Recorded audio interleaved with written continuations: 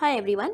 So today we are going to learn how can we organize the files in our Google Drive to make it look cleaner and more organized.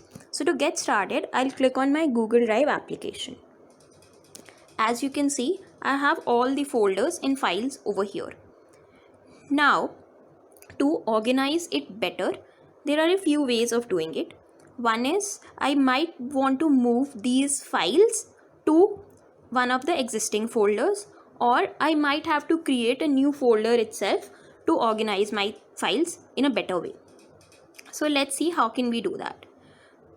For example, let's say I want to move this homework file to one of the existing folders. So what I'll do is I'll press on these three dots next to the homework file, and as you can see, as I scroll down, I can find the option to move it.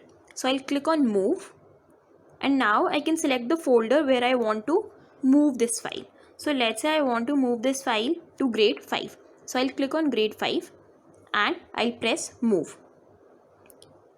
And now the app is asking me if everyone who has access to that folder is allowed to see that file as well. So I'll press move. And as you can see, in the grade 5 folder, the file has been moved. Now let's say I want to move many files to the same folder. So what I'll do is I'll long press on the file. Now as you can see, I'm allowed to select multiple files. So I'll select lesson plan, the other screen recording, and now I want to move all of these three to the grade 5 folder. So I'll press on the three dots at the top. I'll find the move option. I'll select the folder where I want to move this and press move, and again move. As you can see, the three items have been moved to grade 5. To check, we'll go to grade 5 folder, and as you can see, the files are here: lesson plan, the homework instruction, and the screen recording. So these are two ways in which you can move a single file or multiple files to any folder.